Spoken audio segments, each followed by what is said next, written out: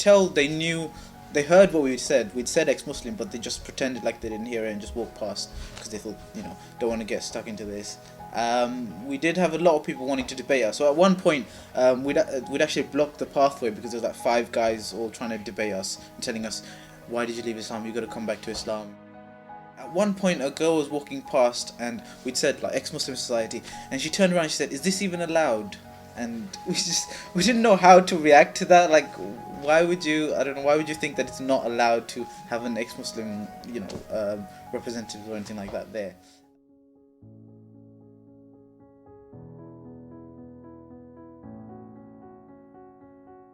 As I got older, I became quite religious when I became about 17, and I became quite comfortable in that identity, and naturally all of my school friends wore it, so I didn't know how to not wear it.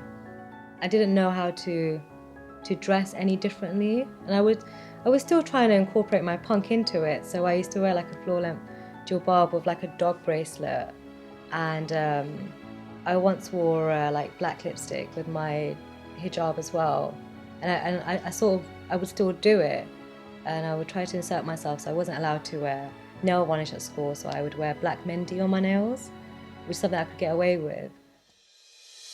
When I've kind of decided that, okay, I'm not in this anymore, faith-wise, it's a funny thing because to get to that point, I didn't know you could do that.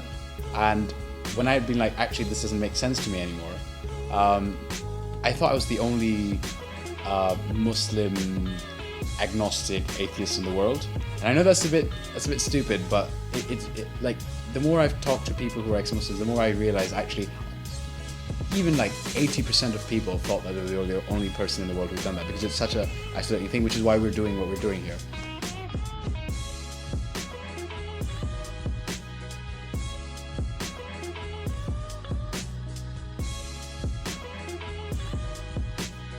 My dad had gave this stupid story of how he needed my password for my phone to call Orange or something, just to check the contract or something like that. And so I gave him my password and he went into my phone. I stood there the whole time just like, no, I'm just gonna stand here, make sure you don't go into anything that I don't want you to. Anyway, so that night my mum came into my room about 4 o'clock in the morning or something, and I woke up when she came in, and she went for my phone, and so I grabbed my phone and just lay on it, just because just instinct thing. And my mum wrestled it away from me while I was half asleep. I was just I didn't really understand. She was just saying, give me your phone, give me your phone. I'm just no, mine. Sleep. And then she won. Yeah, she managed to get my phone away from me, and I fell asleep. After that, and then next thing I know, they were waking me up to take me into their room to talk about, how they worked out that I had a boyfriend, basically. Yeah. I finished juniors, and it came to choosing the secondary school, right? And I had a choice of 5. And my parents immediately said, no, you're going to an all-boys school because you can't hang around with girls. So basically they sent me to a boys' school, so I wouldn't talk to girls and I wouldn't get a girlfriend and stuff. But actually, it's it turns out I'm gay.